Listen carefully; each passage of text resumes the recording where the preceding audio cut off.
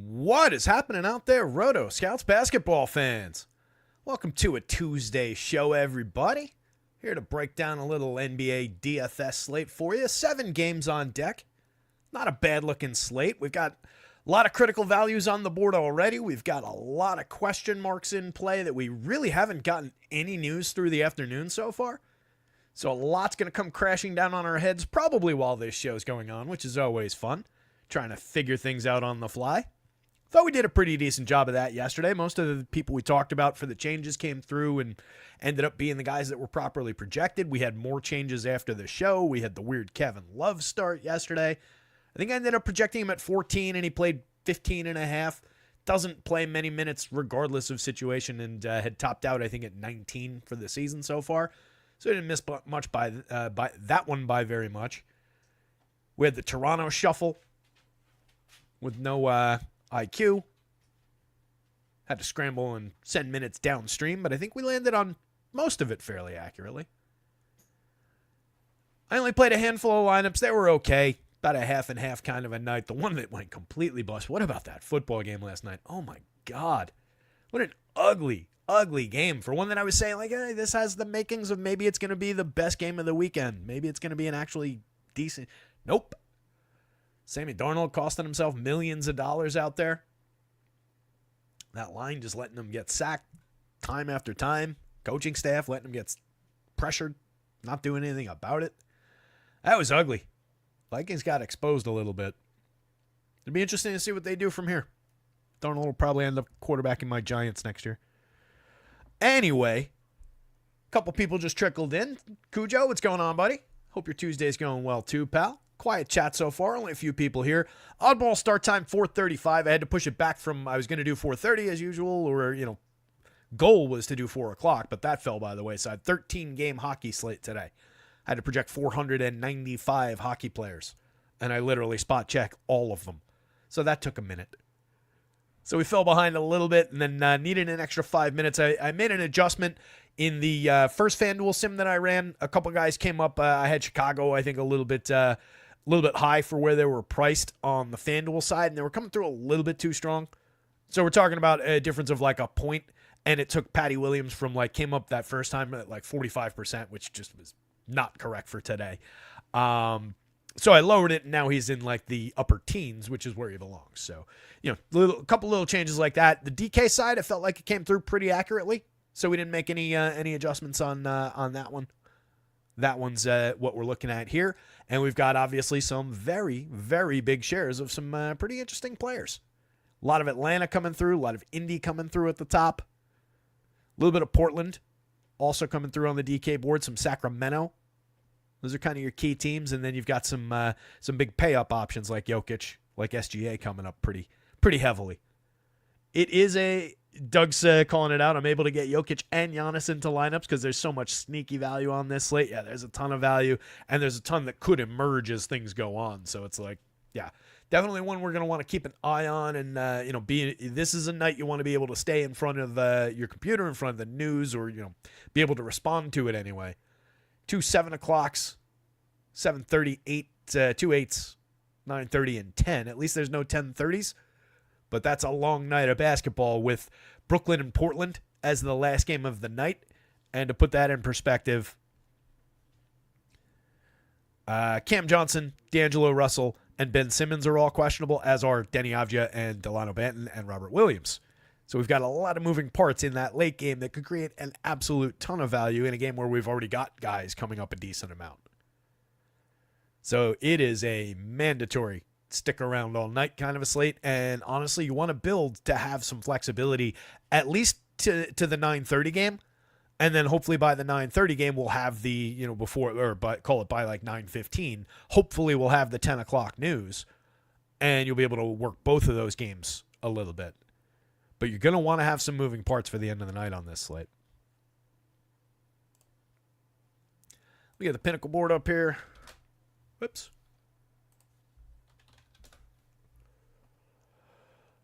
How you guys doing out there? Everything going well? Week off to a good start? Anybody hit anything on that football slate last night? It was not a pretty one. I only threw one lineup in for the showdown, but didn't get there. Cleveland, Indy, top of the board, 232-point total in that one. Cleveland favored by 8.5 on the road. No Halliburton is creating a ton of downstream value for Indy. That's why we're getting Ben Mathurin. That's why we're going to be getting TJ McConnell. Cavs, nice total, definitely favored, but are who they are, kind of a spot by and large, which is what we get most of the time with the Cavs outside of if somebody randomly doesn't play. But I think you can get to any of the Cavs starters and be perfectly fine. We'll see how they come up via the sim. OKC and Philly, we just saw on the board there. SGA is trending toward the top of the DK board. Nice star power there, but we've got several of the top-end stars of the league on this slate.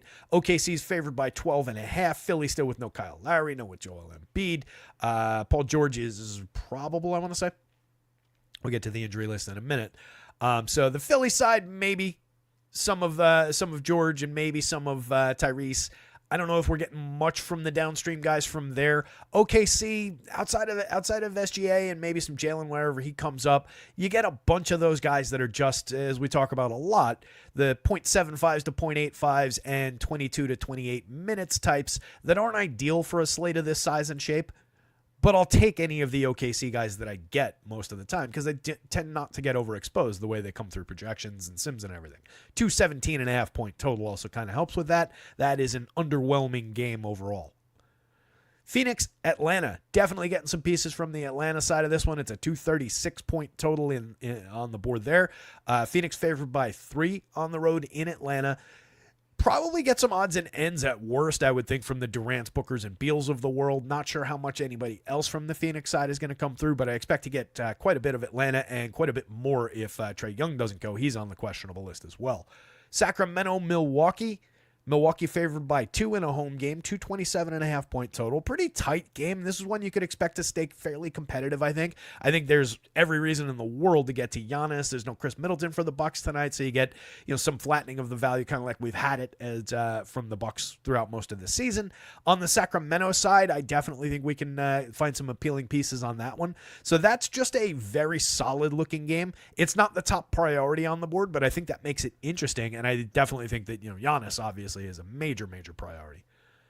Pellies against the Bulls, 241 is our highest total of the night. It's just a 1.5-point spread favoring the hometown Chicago team. Definitely tons of upside here. The game is going to be played at a ridiculous pace. Also the highest pace game on the board. Pelly side of things, I think we can draw most of the usual suspects from there. And then Chicago, like I said, I did just bring the FanDuel exposures down, but we were still getting a decent amount of most of those guys. Here's like Kobe White at 24% FanDuel. A little bit more limited on DraftKings, which is what we're sorted by here. So there's nobody all that much from Chicago on the top of the DK board. But looking at FanDuel, I think we're getting a little bit more of them over there. Yeah, like Kobe White's there. Lonzo gets to there. Giddey. Patty Will. I'm sure Levine is here somewhere, and I'm just not seeing him. Maybe not. All the way down here. 7% of Zach LaVine and level with the field. I wouldn't mind having a little bit more. Again, that's just going to be a pacey, high total game, and you could see LaVine going off a little bit here. I wouldn't mind having that. Let me, since I'm adjusting Chicago still on the fly here, what do I have LaVine?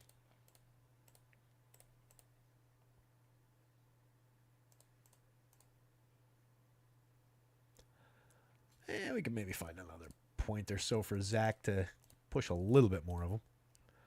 But anyway, that is a super interesting game in my mind. Denver and Dallas, we've got Jokic on the board there. Kyrie's questionable to be back. We'll see whether he plays or not. Denver favored by 3.5 on the road in Dallas. That is a 234-point total. Obviously, very appealing game there. And then again, we're rounding things out with Brooklyn in Portland, which is just awful. 218.5-point total. Portland favored by 4.5 in a home game, and just ludicrous number of question marks in that game. So that just sucks. But it also creates a lot of maneuverability and malleability to the end of the night. So sucks from a having to project it perspective and having to be in front of it perspective for me. But in a DFS sense, as far as playing the slate, it actually creates quite a bit of opportunity. Insies outsies. As of the the 3:30 report, and then any news that came out ahead of 4:30. I haven't seen anything that came up in 4:30. Yeah, still no news over the last hour. So as of our most recent news, probables: Justin Edwards, Paul George, Grayson Allen, DeJounte Murray's available. Giannis is probable. Aaron Gordon, Nikola Jokic, Jamal Murray, and Julian Strawther are all probable. I expect them all to play. Gordon, I would expect to still be limited 20, 22 minutes off of the bench.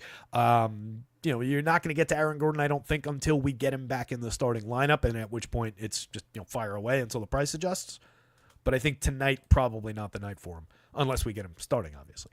Questionables: Caleb Martin, Bogdan Bogdanovic, Trae Young, obviously two big pieces on the Atlanta side there. Io and Kobe White are both questionable, so if one or the other of those guys doesn't play, that creates even more value and upside for Chicago. Ryan Rollins, Gary Trent, Kyrie Irving, Nick Claxton, Cam Johnson. Oh, Claxton I missed before when I read off the Nets questionable. So it's actually Claxton, Cam Johnson, D'Lo, and Ben Simmons. Kind of four important guys for that garbage team. Denny, Delano Banton, and Robert Williams III are all also questionable. And then outs, Ty Jerome is doubtful, as is Tyrese Halliburton. Isaiah Jackson, Aaron Nesmith, James Wiseman all out. Usmani Deng's in the G League, but I continue to list him for reasons. Chet Holmgren, AJ Mitchell, Andre Drummond, Joel Embiid, Kyle Lowry, Jared McCain, Yusuf Nurkic, Kobe Buffkin, Jalen Johnson, Larry Nance Jr., Cody Zeller, Brandon Ingram, Herb Jones, Torrey Craig, Malik Monk, Chris Middleton, Vlatko Konkar, Luka Doncic, Kessler Edwards, Dante Exum, Bojan Bogdanovic, Bogdanovic. I'm going to take that one again. Max Lewis, DeAnthony Melton, Cam Thomas, Trendon Watford, Jeremy Grant, and Matty Thybulle. Although all those guys also, continue to be out from that late game. So just tons of nonsense going on there. And that's everybody who's out. Doug says, cheap players in my pool tonight: Reggie Jackson, Krejci, Day'Ron Sharpe, Mathers, Shepard, Wiggins, Joe, Council, Bogdanovic, and Ellis. I don't disagree with most of those names. We'll go through it. We'll see how they came up. But yeah, as far as looking for those sneaky values like you were talking about, Doug, some of those more sneaky than others, obviously. Some of those need some news to benefit, like Day'Ron, depending on who goes, who doesn't, could see a decent little bit of upside, and he's a great per minute guy. Krejci, same deal, depending on who goes, who doesn't, could see a little bit of upside there. Wiggins and Joe are right out of that group of just, those are the 0.75, 0.85 guys that I was talking about, but those guys do find their upside from time to time, and they're usually appropriately priced. So yeah, I'm with you on the idea that there's just a lot of flexibility going through this slate. Garrison Matthews is presumably, would be another one. Nuke likes some Scoot Henderson from that late game. Another one that could, right now I'm sure he's looking at least decent. Let me get back to the board here.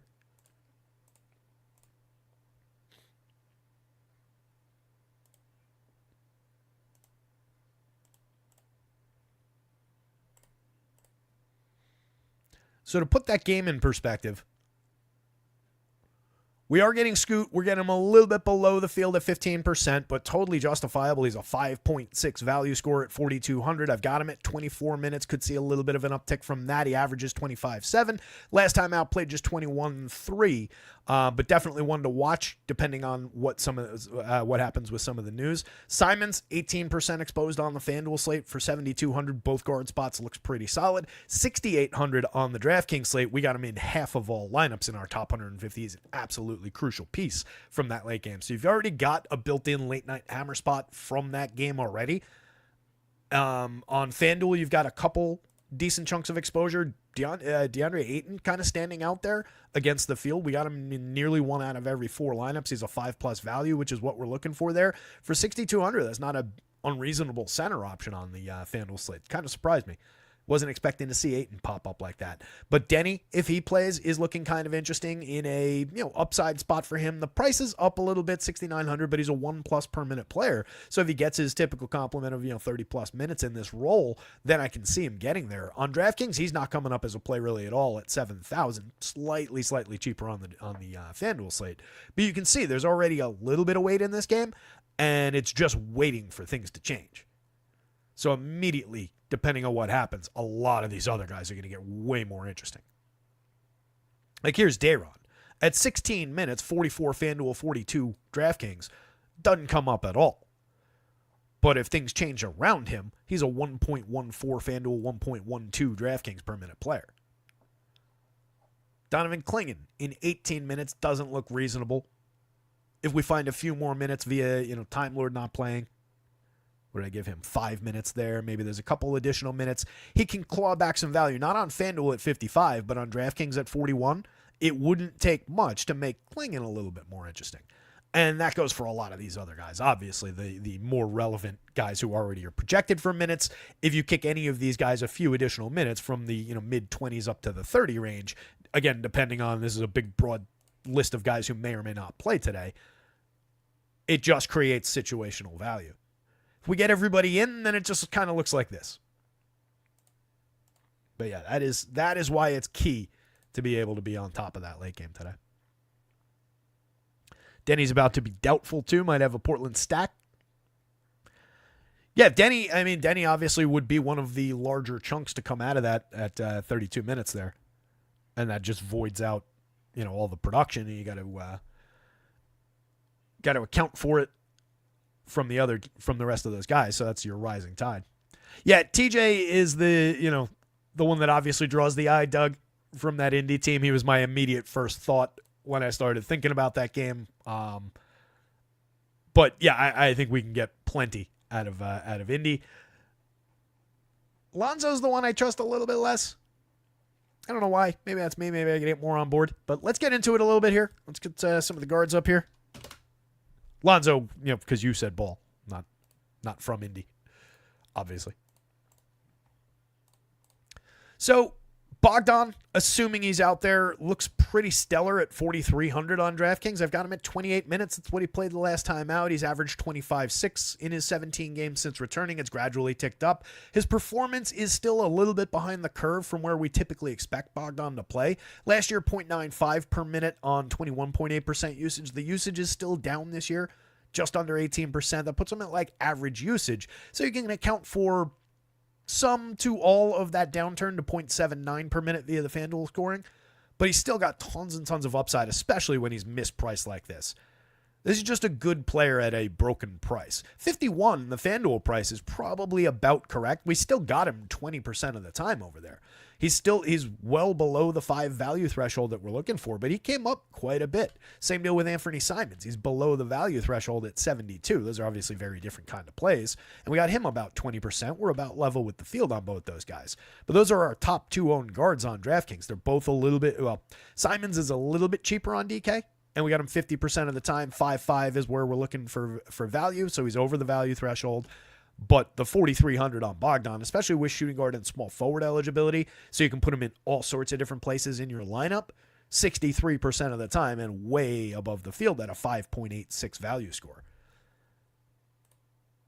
If you want to argue for, 2 fewer minutes on the idea that maybe he's not at full capacity, I think you could take it and still have a decent amount of Bogdan in your lineups.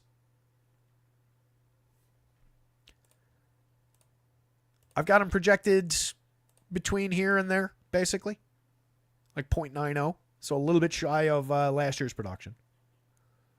But I've got a lot of faith. And as I've said a number of times, I know we've gotten decent games out of him. But I want to be there for, the really solid Bogdan days. So happy to have it over on DK and take what I get on FanDuel for both of those players. TJ, we were just talking about him a minute ago, and here he is. 30% on FanDuel. That is above the field. We also got Ben Mathurin in the next line there, 60% and above the field. It's a little bit gently above the field. I would push either of those guys into more lineups given the opportunity. I just think they look very, very solid. 5.10 and 5.16 in the value scale. You're talking about 1.18 points per minute from TJ McConnell in his limited role. 19.2 minutes a night this season over 39 games. He's got the ability to play at the 1.3 or beyond level. This is what he averaged last season. He's always been a very, very good fantasy player. 1.16 per minute on DraftKings for 4,700. It's another misprice. 47 versus 55 across sites. It's a 5.87 value score. It's actually technically a better value than Bogdan's looking like. It's just he's relegated to point guard only, and we've got more options there. But 45% way above the field. Love the McConnell play. I've got him at 24. I think that's reasonable.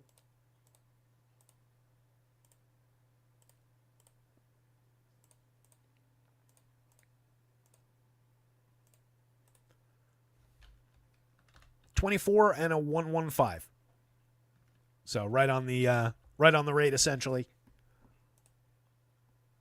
You could see fewer minutes, but I don't think you're going to see like notably fewer minutes. The times where TJ comes out here and just plays 19 minutes, I think you're going to be few and far between. You'll get that extra 3. You'll get the 22. You'll get 22 to 26, I think is the appropriate range today, which is why we landed 24, obviously. But I think there's a little bit of margin on either side. Even with that, on the low side, he still would look good. So I don't think you're making any kind of mistake being at this kind of a level with TJ.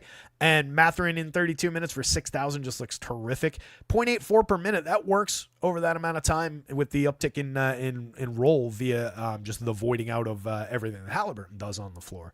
So everybody's going to get a little bit of an uptick in rate. Everybody's going to get an uptick in roll here.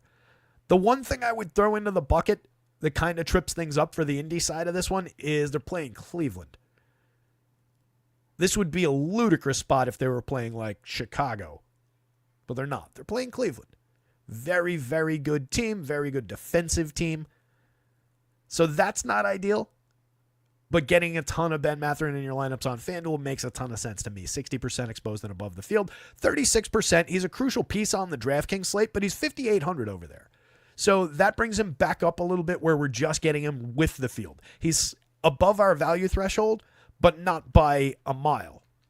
So I think it just makes sense that he comes up at about this level and mixes in with some of the value plays there as a more solid upper mid-range type.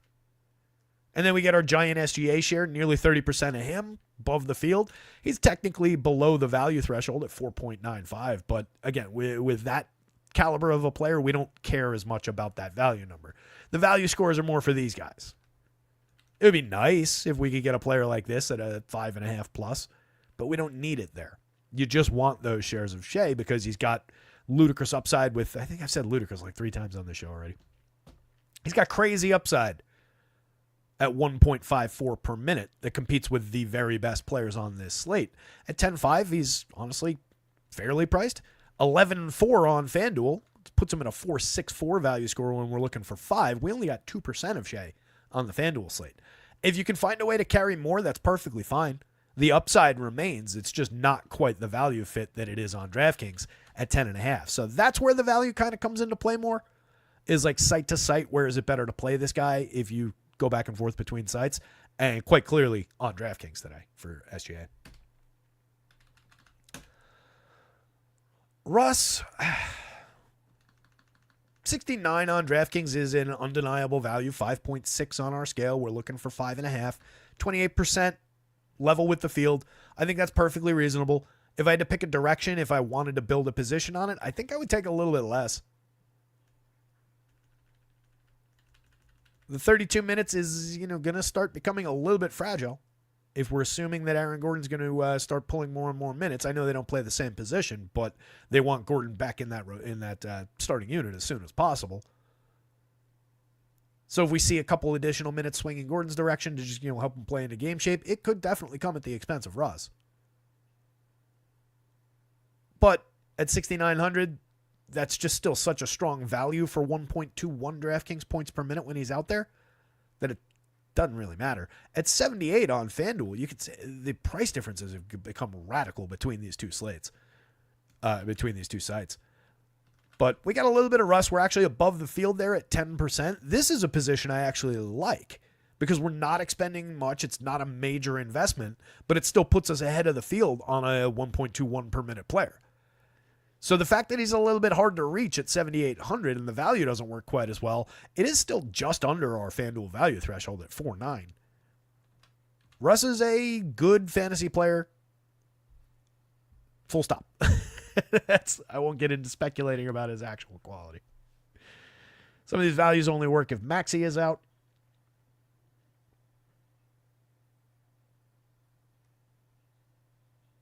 Zinn's coffee and some good smoke. Keep these coming.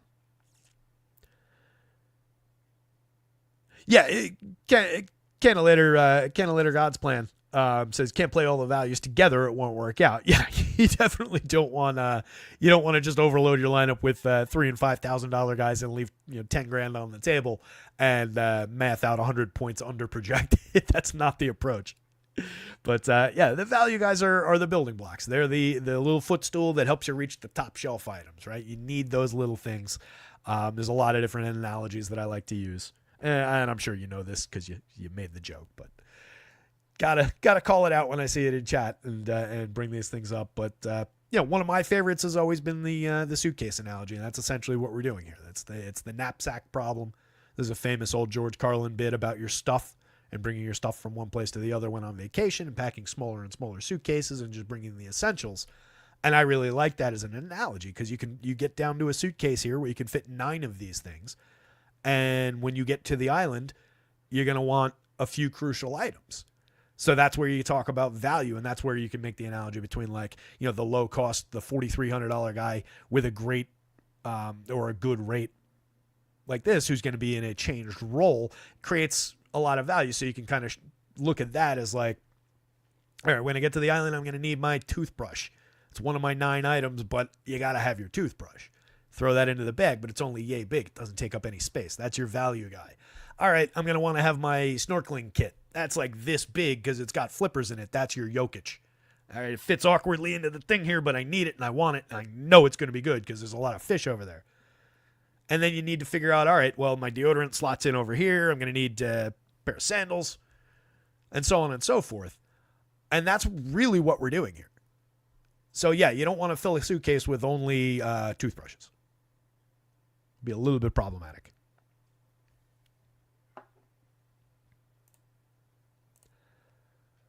See if any news broke. Nothing. Still nothing. The last piece of news was more than an hour ago. Haynes, Jimmy Butler, fully prepared to return to play for the Heat if he's not traded.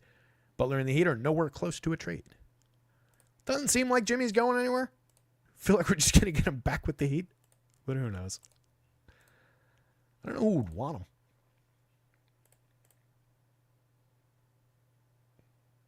Assuming Maxey is out, what quarter would you expect that game to blow out? I mean, typically we're talking about the beginning of the fourth quarter, a couple minutes into the fourth, and maybe they start the fourth quarter and then they get pulled and empty the bench in those kind of situations. Anytime you're talking about a blowout, I consider it essentially a 3-quarter game. I think that's the appropriate way to look at that. But I also try not to really project blowout too much.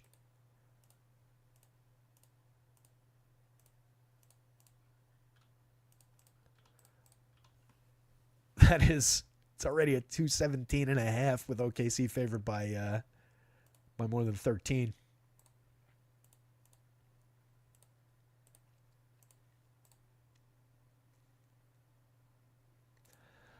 Yeah, I mean, we'd be down to what? An offense led by Paul George, fine, Kelly Oubre, okay. And then like Eric Gordon, Ricky Council, Yabusele, it's not pretty. Reggie, obviously, would be in there. Yeah, with no Maxey, that gets real ugly, but that helps your value, guys. It's not like they're going to be pulling out most of the downstream bench dudes. That's who's going to get into the game. So I wouldn't really sweat it. It's just, yeah, they're going to get completely crushed. The one that might matter for is Paul George, who comes up. Where is Paul George on here?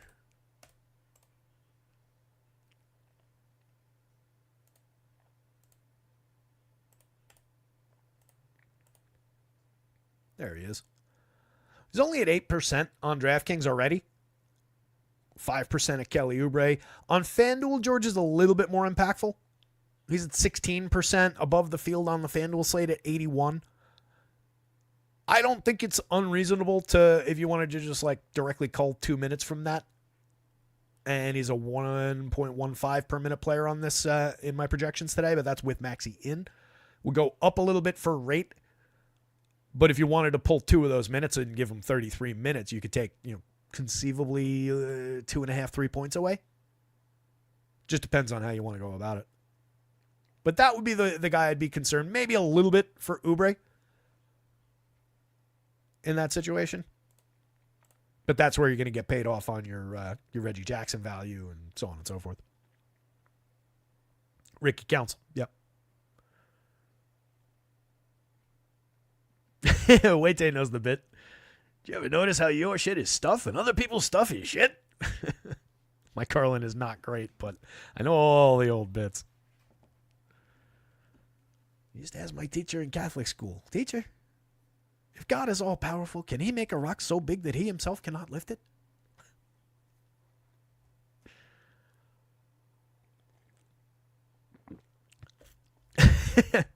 Nuke DFS is filling his suitcase with a 12-gauge shotgun and a toothbrush, and he's going hunting on the island, it sounds like. Go hunting for some of those fish, some of the guppies that are swimming in the DFS streams. A lot of them out there. Let's keep on going here.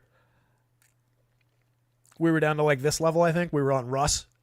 We'll hit the gas pedal a little bit. We do have a pretty broad spread, though, through like this territory. We're below the field on some of these guys, but we've got several guys that we're level with the field on. Ben Shepard at 3,200 for 28 minutes at 32. Definitely coming up like a piece. I'm actually surprised he didn't come up slightly more. His biggest issue is he's a 0.60 per minute player on FanDuel, 0.61 per minute player on DraftKings, so there's only so much you can do for him. I don't want to give him 30-plus minutes. If you did, you get a little bit more of him. You could maybe give him a little tickle on the rate. I've got him at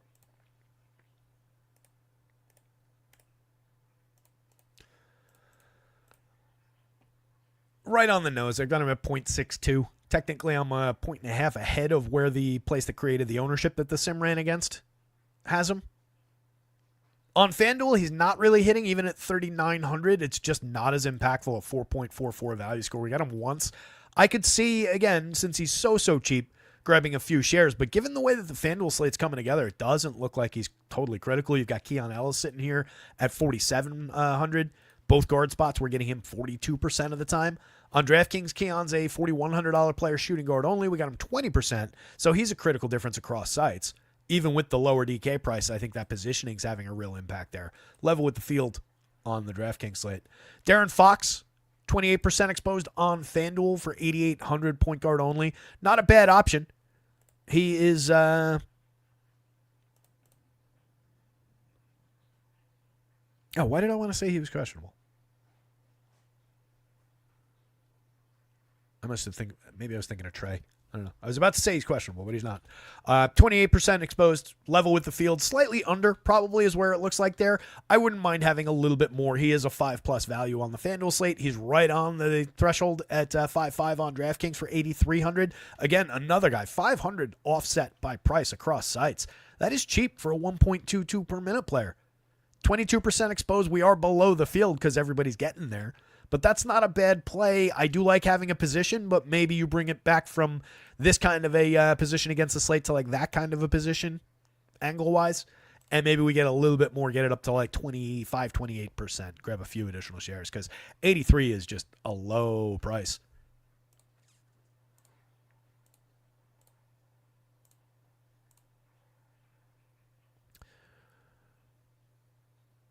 Ignoring the Jalen Smith, you can just kind of see it by the color.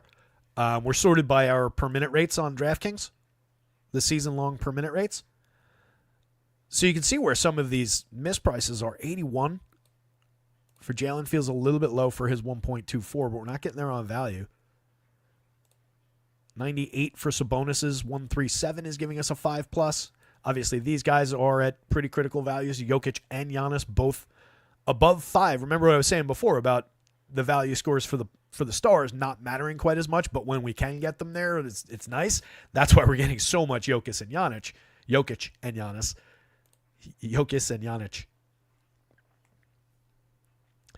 That's why we're getting so much of those guys is because they're creating those values. But then you get down into like $8,300 Fox at 5.5 for a 1.22, 8,500 for 1.22, 6,900 for Russ for 1.21. Stands out. That's why he's got that 5.6. 55 for 117 from Portis. Obviously, we're talking about not starters run. But some of these guys, for the rates that they're providing, are a little bit off price-wise on the DraftKings slate, where FanDuel's a lot tighter.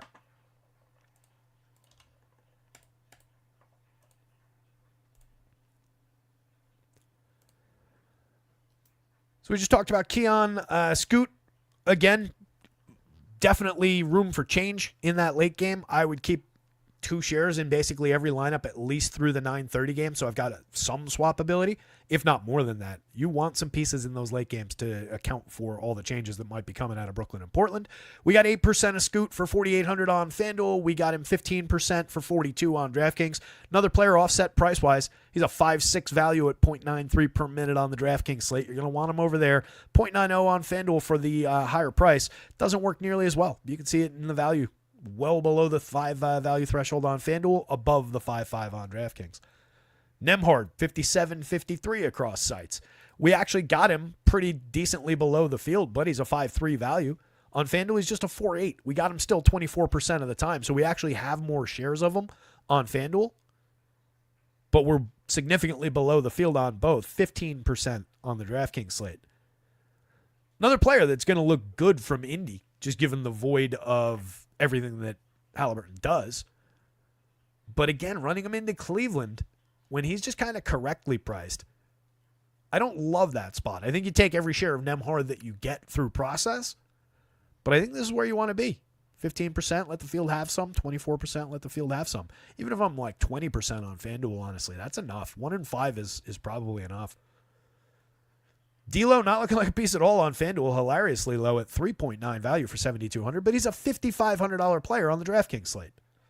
0.98 per minute on DK for the season. He's been at 1 and change, I want to say, since joining the Nets in his in and out stints.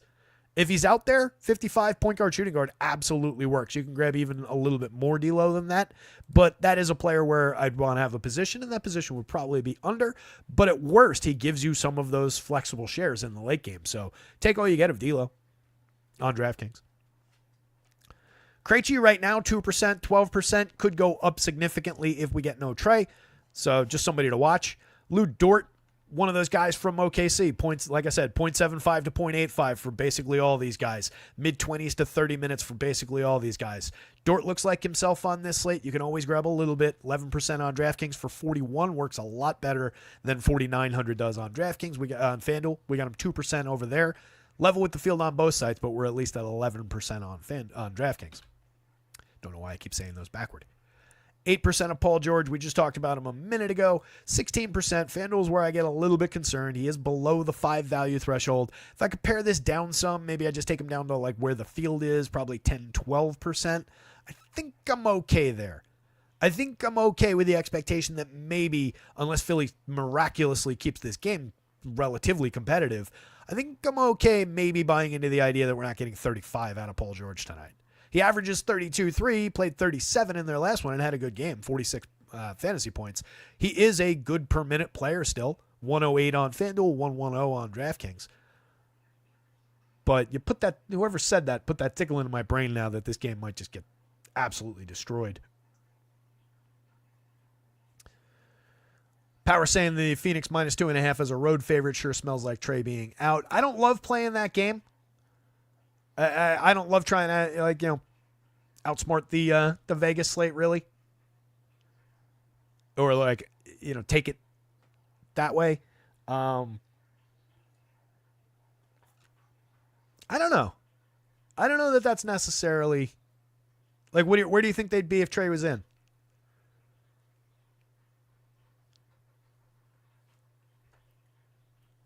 Wade Tulajit, what's your favorite DK NBA contest to play? I play on FanDuel almost exclusively, but the answer to that would probably be the contest with the most reasonable payouts, the biggest prize pool for a decent buy-in.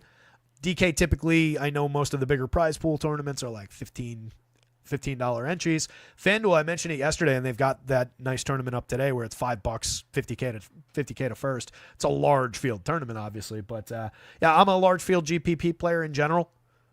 So it would be just whatever I was allowed to play. FanDuel, I'm boxed out of playing the lower priced contests, but DK, I actually could go over there and jump into like the quarters and dollars if I want to. Maybe one day I'll do that. But yeah, just large field GPPs with big payouts would be my answer there. Wait till Lodgett. Doug says, I think the game's fully blown out by halftime at the latest mid-third quarter for the Sixers game. Yeah, again, I don't think you're wrong. That is definitely a spy. the best or top 3 team in the league against a Philly team that's kind of mediocre in general anyway and missing potentially most of their crucial guys. So, yeah, I can see it. Again, I'm not going to project it that way outside of maybe this comes down. It'll probably not go to 33. It'll probably go to 34 to bring him down slightly. But I don't like guess projecting, right? It's not the right way to go about these things. But if you're just looking for logical conclusions, that is not a totally radical idea. Shaedon Sharpe coming up a decent amount on FanDuel, 26%. He's one of the more highly owned players on that slate, if I remember what went in. Yeah, he was the second most highly owned player on the ownership that this ran against. Field is essentially not quite double that, but close to. So that's a big undercut to the field right now, 6,300. We could get more back if we give him a little bit more upside. That puts him above a 5 value score. I would expect to get more and level off with the field, but honestly, more than 1 in 4 lineups, I'm pretty content with that and having a very established position on Shaedon Sharpe. He's only a 0.90 per minute player on 24% usage. He went from 0.84 last year on 22 to 0.90 this year. That's an unimpressive rise for a few extra shots a game. 13.5% assist rate, 5.9% rebounding rate, kind of empty although outside of scoring. 6,100 on DraftKings. We really didn't get him very much, 8.6. It's more a product of having all those guys to work with. But again, I would take every share that I got of him because at worst it gives you maneuverability in that late game, and he could end up looking quite a bit better than he currently does as far as the just overall projection, depending on who's in, who's out.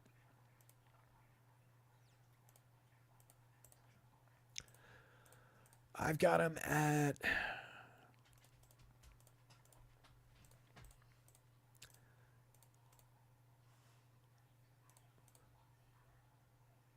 got him right around expectation for this configuration of the team.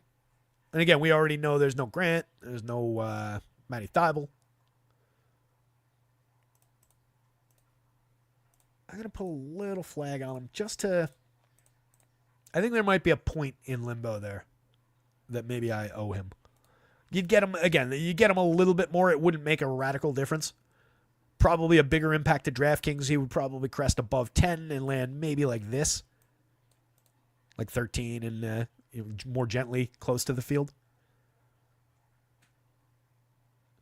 Dame 7% on both sites, under the field on both sites. If you're going Bucks, I think it's Giannis day. 116, 122 out of Dame for the season, but 87, 85, the price is just correct. No real opportunity there. Kobe White, 24%, assuming he's out there, looks pretty good. 7% on DraftKings for 6,600. That's a guy who's actually 100 more expensive on the DraftKings slate. Again, Io and Kobe White are both questionable today. If you get one, not the other, then there's obvious downstream impact to the immediate surrounding guys. So these guys could, Kobe White could end up looking a little bit better or could end up completely out of the slate. Trent, no love on FanDuel, 7% below the field on DraftKings for your 3,400. I don't really see it outside of a few odds and ends for a 0.68 guy. Nothing overly unique. No Middleton helps him a little bit, but I don't really see the need to chase $3,400 mediocre producing Gary Trent. Maybe if you're swapping him in for some of these shares that we were getting of Ben Shepherd, who's a similarly low end per minute producer, I could see that a little bit. But I don't see any reason to go chase Gary Trent. Just onesie-twosie shares of all these guys. So that list includes Devin Booker, Jamal Murray, Kevin Huerter, who could go up, Max Strus, Darius Garland, who's in a is who he is kind of a situation. Zach LaVine is one to watch. That could definitely change if we get no White or Io, or if we get both of them out most significantly. Right now, 7% FanDuel, 2% DraftKings.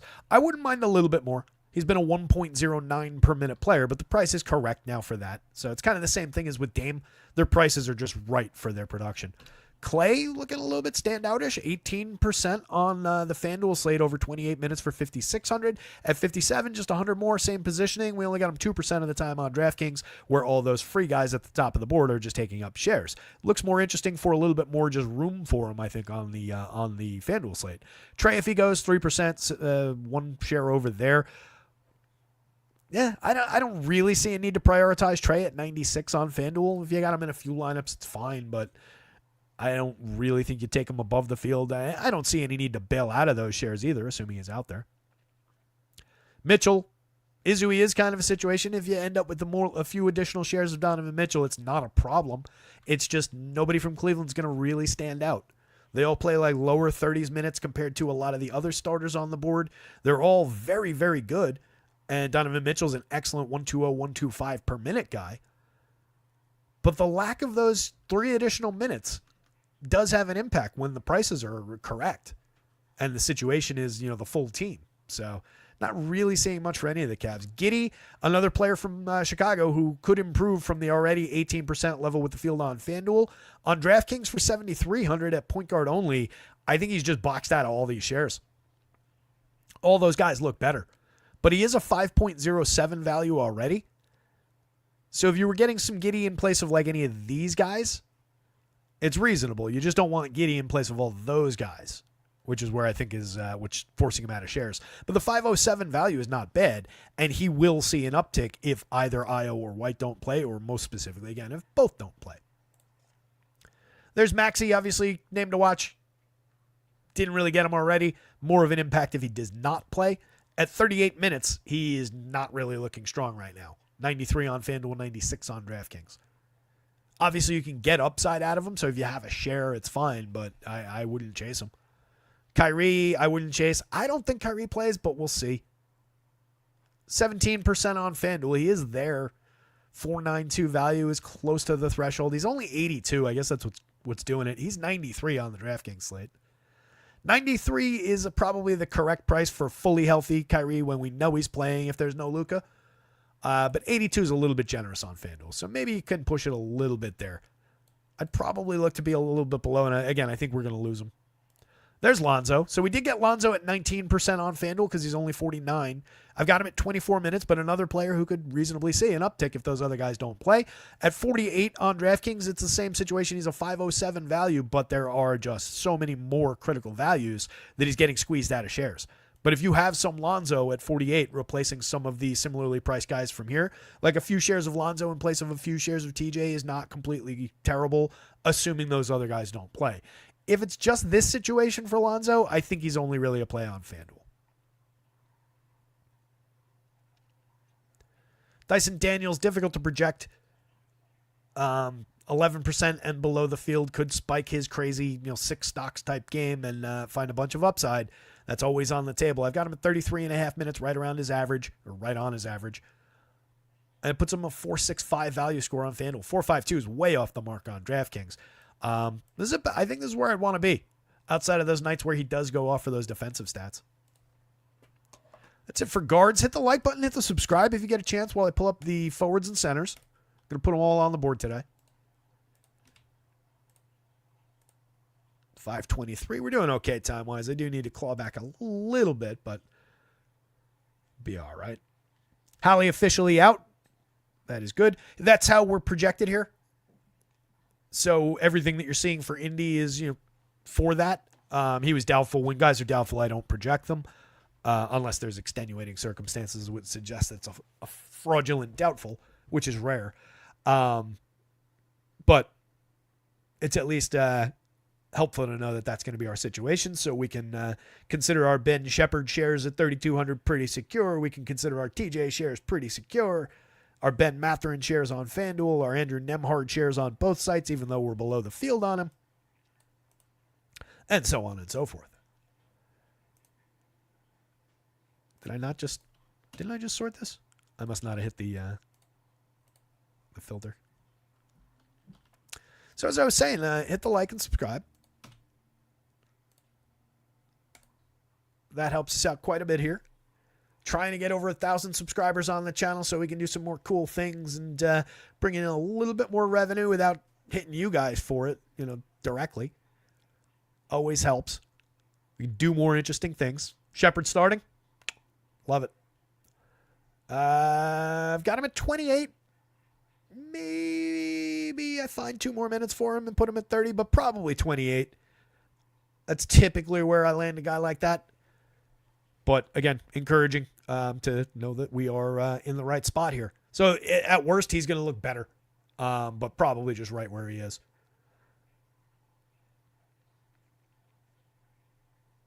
I don't love that we don't get him really at all on FanDuel, but again, he is his handicap here is the ludicrously. It's another ludicrous. Gee, it's ludicrous how many times I've said ludicrous on this show.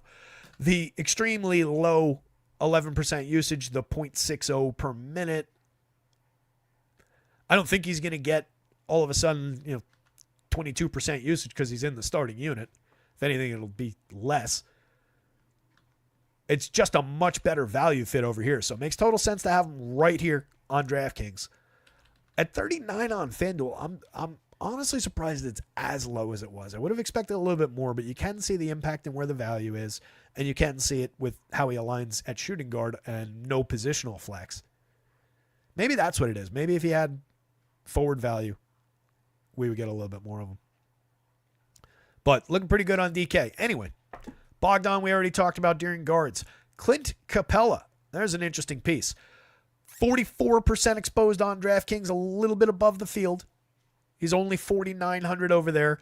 On FanDuel, 5,500, 5.46 value. We're looking for 5 on FanDuel. That is a crucial value on the FanDuel slate. We got him in half of all lineups as our starting center on the one center only site, despite having him at just a 26-minute projection. So 1.14 per minute player when he's out there on reasonable talent. 18.1% rebounding rate is kind of key for him. He's a collector of fantasy points for sure. But this is what you can get.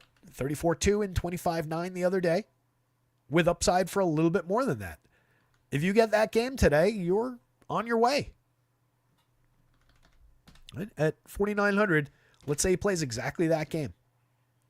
That becomes a 6.98, nearly 7. 7 value scores, if you've been here every day, are rare to see. Obviously, that's after the fact. So if you did that for everybody after the fact, you'd see it a lot more often. But that's just to reflect what his value, his potential upside value could be. And that's not honestly even a ceiling game. That's a 1 standard deviation.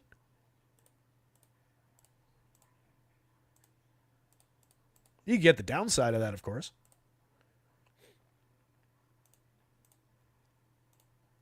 That's not even 1 standard deviation for where I've got him today. So you could get a pretty decent uptick in production. Never my favorite player to have extended exposure to, but he is just coming up like an absolute piece on this slate.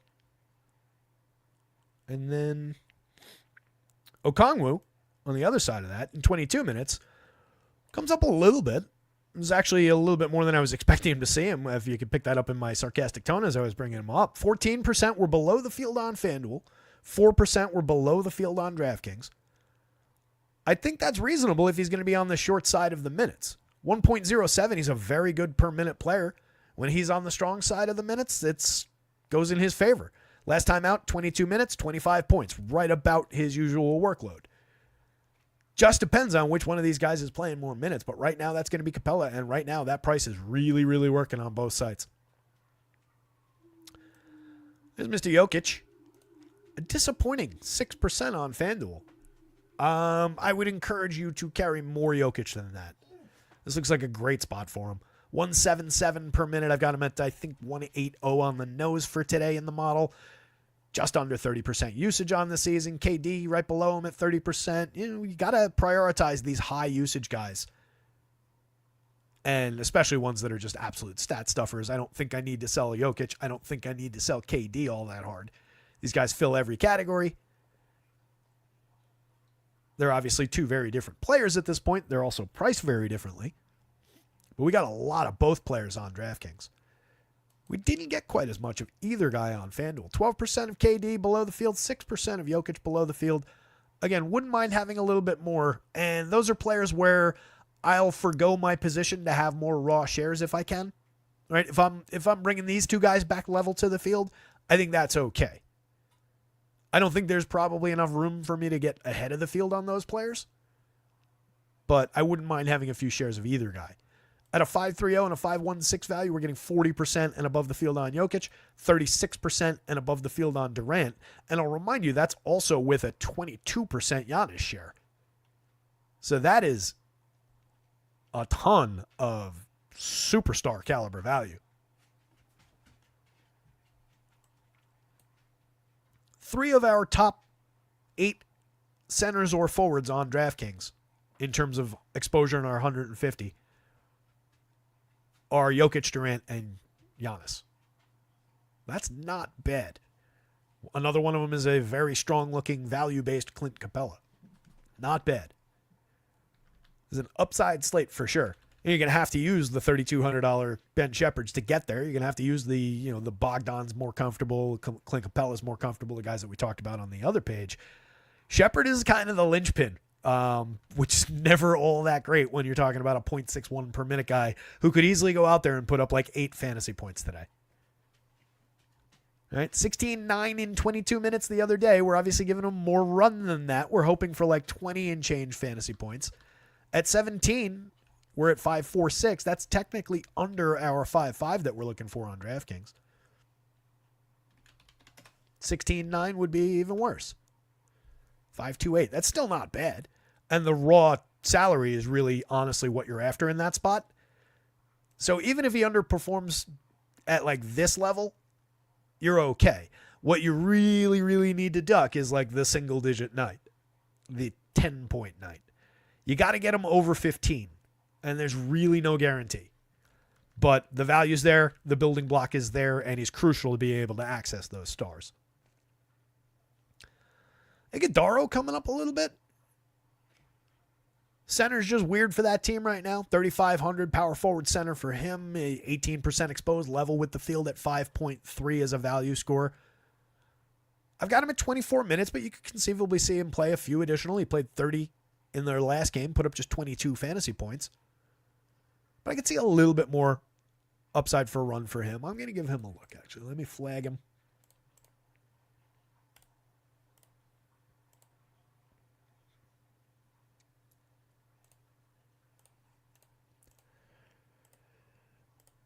What is that? We've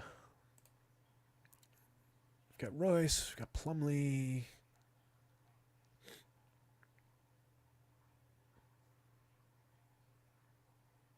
Part of it is I just kind of went flat through the middle on this team. Durant, Booker, and Beal all have more than 30 minutes, and then everybody else just is mid-low 20s. But I could break that a little and maybe go like...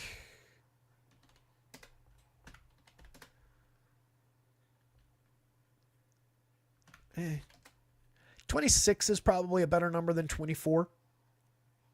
That's what he's averaged for the last 3. Again, he did play 30 in their last game with this configuration of the team.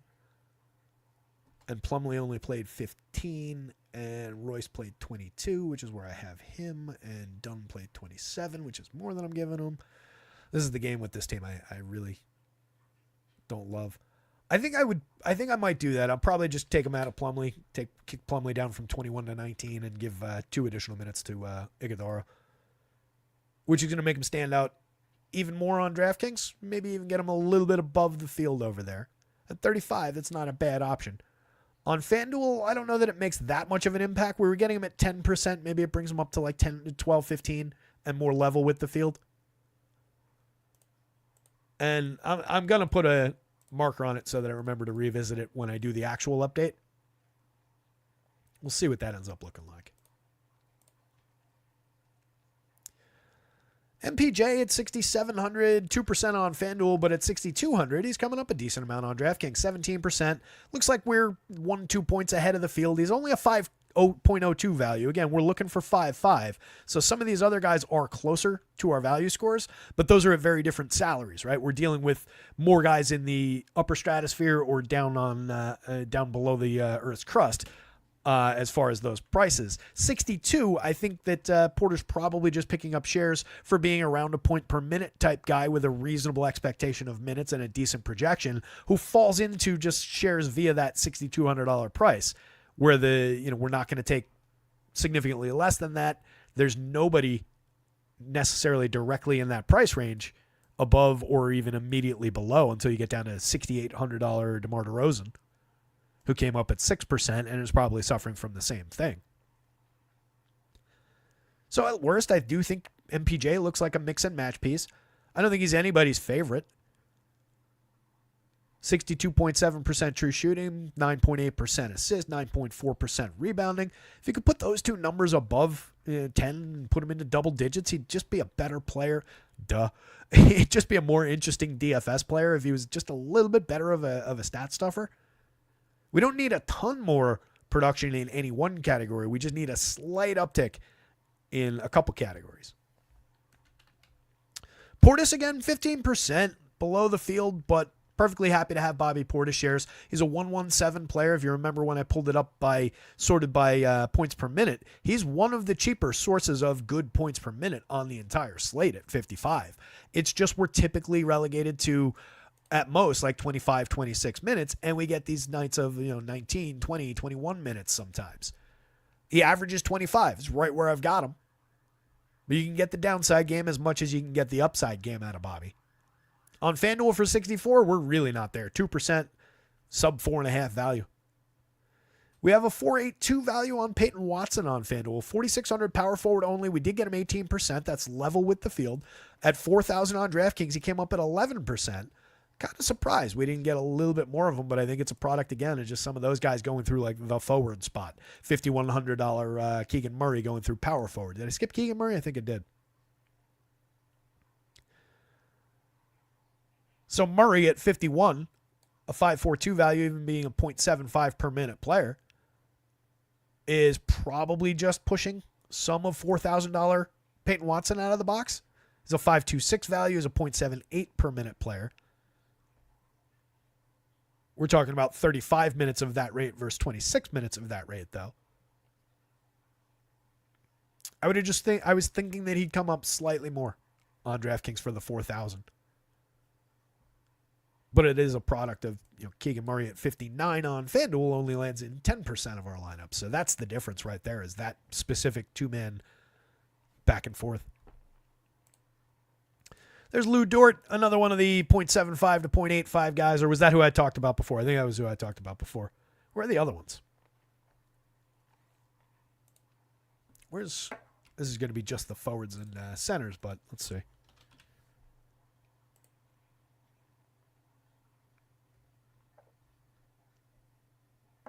So there's Wiggins. 18 minutes of 0.90. He's technically out of that group the highest producing guy. I forgot to mention at the beginning, by the way, Caruso's back tonight for OKC, so that also does have an impact on the minutes for Wiggins, for Joe, for Kenrich, and that type. You got to carve out another chunk of minutes there. So that's why those guys are all below 20 minutes. Completely forgot about that as I was teeing the show up. So that's taken all those guys kind of off the board, and then we're getting some shares of, obviously, Lou Dort on both sites. Hartenstein not really coming up despite being a very good per minute guy on FanDuel. I get it, center only. On DraftKings, where you can flex him around some of the other guys positionally, he's a 5.0 value. Below the field, 3% exposed. A little bit more than that wouldn't be completely terrible going up against Philly backups. Hartenstein should be able to do whatever he wants. And then Jalen, 16% on FanDuel. Didn't get him on DraftKings for 81. Another piece that's probably just getting boxed out by either values or higher price players. There's just not room at 81 for him to naturally slide into shares.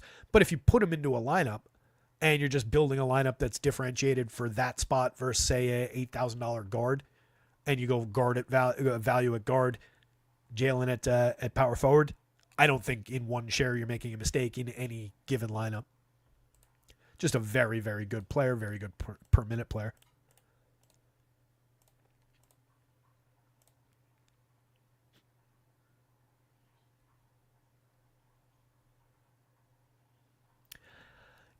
I don't know that we're, let's see, I'm sure he's in here somewhere. I don't know that we're looking Gordon's direction. I want to be early on him. I've got him just at 20 today again, though, and we came up zeros across the board, even at 5,000. I get the appeal. I mean, we're talking about a 0.95 per minute guy at 5,000. 5,800 on FanDuel doesn't work quite as well. But Gordon's a player I really like, and I talk about quite a bit when he's out there. Because I love big men that have underrated facilitation skills. 13.5% assist rate this year out of Aaron Gordon. Hartenstein is the same kind of dude. So I like picking up the additional opportunity around potential assists with those bigs. So Gordon's a player I do tend to get to and tend to pump up a little bit when he's looking good. Just doesn't feel like we're there today. But every minute that he plays additional beyond the 20 that I've got him for is points in your pocket. I mean, he is a good producer of fantasy points. So it depends on your expectation of minutes to a degree. If you think we're getting like 24 in a gradual uptick in minutes, like I said before, I do think that's on the board, and I think it would probably be directly at the expense of Russ. So maybe you bring one down and bring the other up a little bit. But right now, I'm going a little bit conservative on the Gordon minutes projection.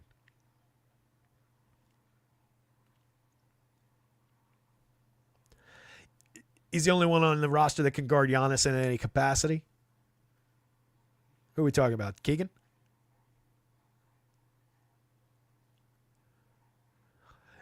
If that's the matchup, yeah, he's going to be in a lot of foul trouble. I agree with you. It's another thing that I don't love to project or guess at, right? But your logic makes sense once again, Doug. Sharp guy out there, Doug Ely. By the way, I meant to mention it before. Check out rotoscouts.com. Every now and then I got to remember to plug the site. Rotoscouts.com. Access to NBA projections that we're looking at now. NHL projections. There are 495 players, goalies and skaters, on the NHL slate tonight. 13 games, 26 teams in action. They're all projected. All the line combinations are put together from morning skate. All the power play units are put together for you. NFL, we're off today for NFL, fortunately. Getting through the playoffs, but we've got big weekend coming up for NFL. Access to NBA, NHL, and NFL. MLB coming up right around the corner. Get all of it for under $1 a day. Access to all of it. Not per sport, all of it. Also, check out acemind.io. It's where the Sims run. It's where we've got some good optimizer tools. Promo code ROTOSCOUTS, all in caps, 20% off your first month over there. Give those guys some love. Where were we? Trey Lyles, mix and match. Paul George, we've talked about. Jalen Smith, a little bit more important to the DraftKings slate at 36. Center only. He is a 5.47 value. But I think he's just getting completely frozen out by some of those, either at the high side or at the low side. But as a mixer for value, that's not a bad alternative for 36 if you want to go away from a $4,900 Clint Capella share or two and bring it down by $1,300 to that Jalen Smith play. You're talking about halving or taking 10 minutes off of your minutes total, but you're getting a significant discount price-wise, and the math kind of works out. But I wouldn't chase it, and I wouldn't look to push him all the way up to the field. I think leaving the undercut there makes some sense. Trent, we've talked about. Mobley, Izui is kind of a spot. We are technically getting him a little bit above the field on FanDuel. He's only 85 over there. He's got power forward and center. He's just under our 5.0 value threshold. 1.29 per minute guy, looking great all season long. At 82 on DraftKings, 6% below the field. If you level that off, that's not completely terrible. That's a decent price for him. But again, he does have that that axe on the minutes that a lot of those that everybody from Cleveland has. They just play slightly fewer minutes than some of the other upper echelon players of the day. Obi, mix and match piece with reasonable idea of having a few additional shares beyond this, but positionally, I would look to be below the field like this. 4,300, I gave him 19.5. It's right on what he averages as far as minutes go. He's been good in a per minute sense, 1.04. When we get him in enhanced roles, and there could be a few additional minutes, a few additional shots for him out there today. I don't mind seeing a few Obi shares pop up, but I don't think he's going to be my critical value guy of the day, obviously, with just the way this slate functions. Again, with just all that. I hate to keep scrolling back up and saying it's all these guys' fault, but that's exactly what's happening with the numbers here. DeRozan's never my favorite guy to get to. I'm always happy when he comes up in positions like this. The hell did he go? 6% below the field. I'll take 6-8% of DeRozan and be below the field, and I'm fine with that. Sub 5 value on DraftKings, 4.4 value on FanDuel for 7,700. We really didn't get him at all. It's a 0.97 per minute player on both sites. Occasionally he can get there. I don't really see much appeal. I'm perfectly happy to have a few shares and not much else. Miles Turner, couple shares, fine. Many shares, not looking great. We're below the field on both sites. Stronger undercut to the field with our 5%, so a few more raw shares, but further away from the field on DraftKings. Just a couple shares on FanDuel. Again, a Kongwu, hard undercut on both sites. Fewer shares on DraftKings than we've got on FanDuel, and it's just the other side of the Capella equation. Eve Misi, 2%, 4% across sites, not a priority in any way. And then a lot of 4%, 2% through this mix of players, which again includes some decent names. Domantas Sabonis, Jared Allen, PJ Washington, Kevin Huerter's like a mix and match quality play. Tamani Kamara, same deal. Hartenstein, we talked about. Vooch, Lopez, Torian Prince, Zach LaVine, Avdia, Clay. All those guys are mix and match quality. If you have a couple shares, any given lineup, these guys, in varying degrees, are good rotational options. A few additional shares of LaVine, like we talked about before, replacing, I guess, $8,000 Paul George, maybe replacing somebody at guard who's not on the screen right now in the eight and change tier is never bad. But you only want to do it in a few lineups. That's what I mean when I say small moves. You don't want to suddenly say, all right, I'm going to forget about this guy who was coming up at 30%, and I'm going to grab Zach LaVine, who's not coming up really at all, and plug him into 30%. Now, we're talking about taking, instead of 2% LaVine, 5% LaVine, and having him replace that guy in a couple of lineups. And those are the small moves you want to be making while building around the unit of guys that are, the massive, massive upside guys. And that's why I keep trying to hammer home, the idea of heavy individual ownership, not a thing.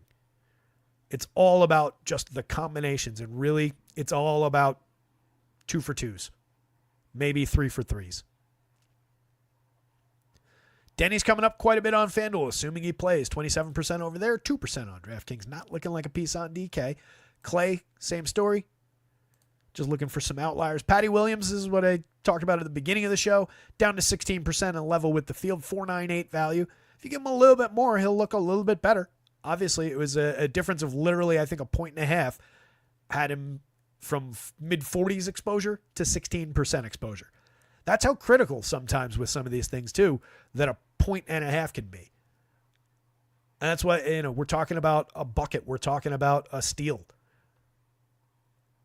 That's where the happenstance rolls in and just shakes things up and breaks what we think these slates are going to look like really, really quickly. But I think this is more the correct spot to have Patty Williams. Caleb Martin, if he goes 12% on FanDuel, where he's 52 at both forward spots for 5,000 on DK, didn't come up like a piece. I'm happy to kind of forgo most of that, Caleb, honestly, and just see what it buys me having that spot open at 52. Like on FanDuel, if I'm going away from Caleb Martin and just, that's not a direct positional, is it? Oh, yeah, small forward. And just into $5,100 Bogdan, assuming he's out there, I'm happy about that. And that helps me push my Bogdan share up a little bit at the expense of a just completely terrible per minute guy for the same money. 0.71 versus 0.79, but last year 0.95, where Caleb Martin was a 0.76 guy last year. We know for sure that Bogdan is the better fantasy producer, the better basketball player. So if I'm taking these, and honestly, in 150 lineups, I would have some. I would leave probably, say, 5%. But give me 10%, or give me 7-8 percentage points that I can take from there and put right into that. And now I'm at 25-27 with a little minor advantage over the field on Bogdan. That's a direct pivot that I like quite a bit. Jalen, we talked about. Trey Murphy, just 2% on FanDuel, 0.67 on DraftKings. The price is just correct. 75, 77 across sites. Murph's a good player, right on 1 per minute on FanDuel, 1.03 on DraftKings, but not really giving you a ton at those prices. But again, anybody from that game is going to at least be fine. That is a super pacey game with the highest upside total on the board.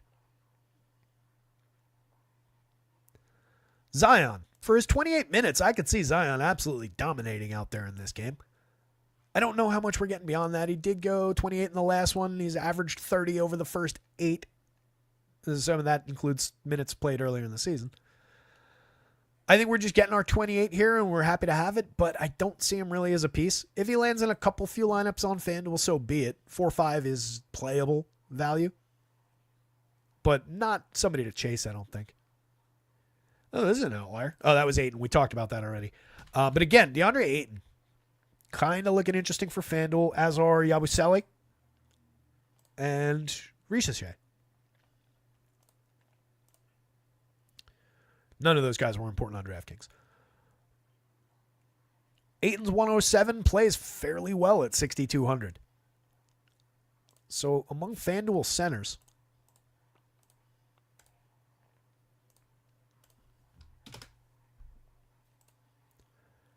we've got that massive piece of Clint Capella, obviously. And I think Okongwu's our third highest behind Ayton. Yeah. So that's 88.5% of our center ownership. Although Okongwu does have power forward, which brings to mind this is one of the very few combinations where I think I would look to box that out a little bit, where I don't necessarily want Capella at center and Okongwu at power forward. Just because it's essentially a direct 26-22 or 25-23. Both good per minute guys. The value's not crazy off. In the sim, that probably came up a couple times, but I think it's just a little bit artificially limiting. That's, again, like the one situation I'll call that out for. Overall, that's really not a thing. But FanDuel Center is interesting. 10% and a little bit of spread down through all these guys after the bulk of it goes here. So maybe that's... Well, those guys have power forward also. There's 14 there. 3 there. Yeah, so everybody on FanDuel with dual power forward and center eligibility goes in at power forward. That, among the center-only guys, that is 99.3% of the center ownership. So all of those Okongwu shares would be at power forward, or maybe one of them's at center. All of the Mobley would be at power forward. Iguodala, Allen, Sabonis. It's an interesting wrinkle to just how to construct your FanDuel lineup if you're hand building it.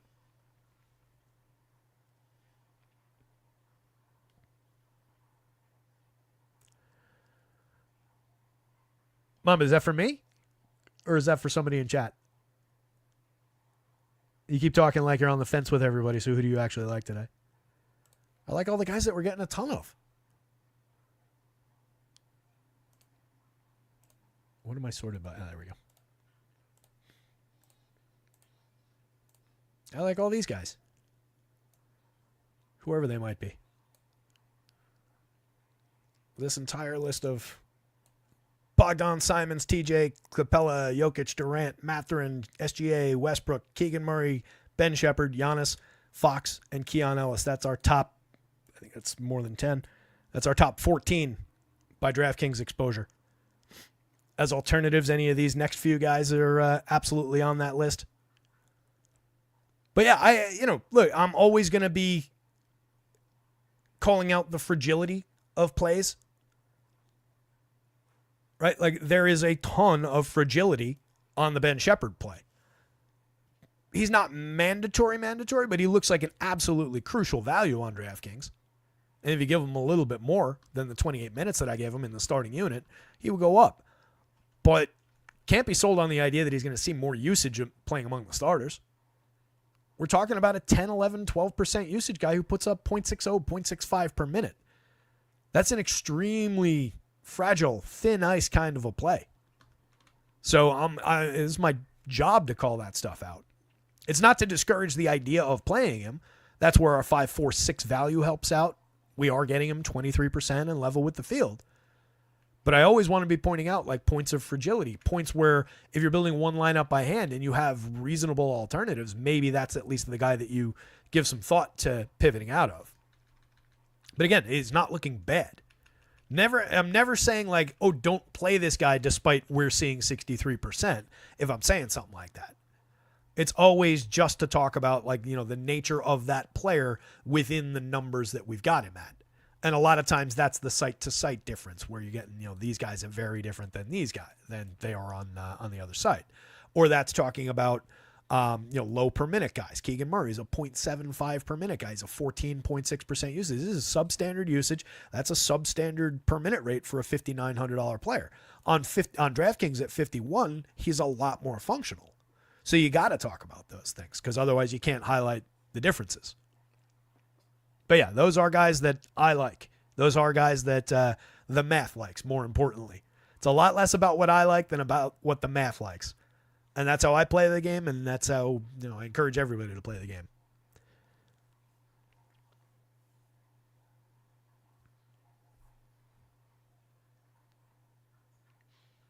Trey's available? I hadn't seen that. Not that I've been reading the news as it comes up. Bogdan available. Trey available. Tyrese Maxey participated in shoot-around, remains questionable. Everything else is Wednesday. Pacers start Nemhard, Shepard, Mathurin, Siakam, and Turner. And that's it. That's all the news that's fit to print. That's most of our slate up and down, gang. Doug. Oh, you got time to do it, Doug. I got some updating to do for sure. I'm going to tweak some things. I'm going to wait on some news. Again, if you're playing tonight, you want to be tuned into late night news. Go away, have some dinner. I'll be here on top of it. But definitely make sure you're coming back and give yourself some flexibility in the 9:30 and the 10 o'clock game because they're going to be important with all that news that could break in Brooklyn and Portland, which means probably just everybody who's questionable is going to end up playing and it won't matter. But I would leave 2 or 3 shares in most lineups from the 9:30 and the 10 o'clock, which should be fairly easy given how much of at least like the Denver side is coming up, given a fair amount of Portland guys coming up. But you want to have some flexibility in those. Otherwise, we've gotten a lot of it. There are some question marks, but we've gotten a few of the answers filled in, and we know where the keys are. So that means you guys can turn the lock and open up the door to success. How's that for an analogy? I think that's about it, gang. Hit the like button. If you haven't already, hit the like button. If you haven't already, subscribe to the channel. Check out rotoscouts.com. Under $1 a day to access all of NFL, NBA, and NHL right now. MLB on top of it. And we're looking to do more. Looking to just build more and more into that for you guys. I need to trim my beard, my mustache. I'm looking like a Sam Elliott mustache here. So much gray in my beard these days, too. I saw a picture of myself like 10 years ago the other day, and I was like, God damn, there's a lot less gray in my beard. Anyway, guys, it's been fun. You guys absolutely rock. Appreciate all of you who subscribe at the site. Really makes a hell of a difference for me. I see every single one of them when they pop up. Absolutely love you guys. So check it out. A weekly is under $7 to get through the NFL playoff weekend. Get you from this Tuesday to next Tuesday. Every hockey and basketball main slate from here to there. And I just appreciate the hell out of you guys. Makes it fun. Makes it worth doing.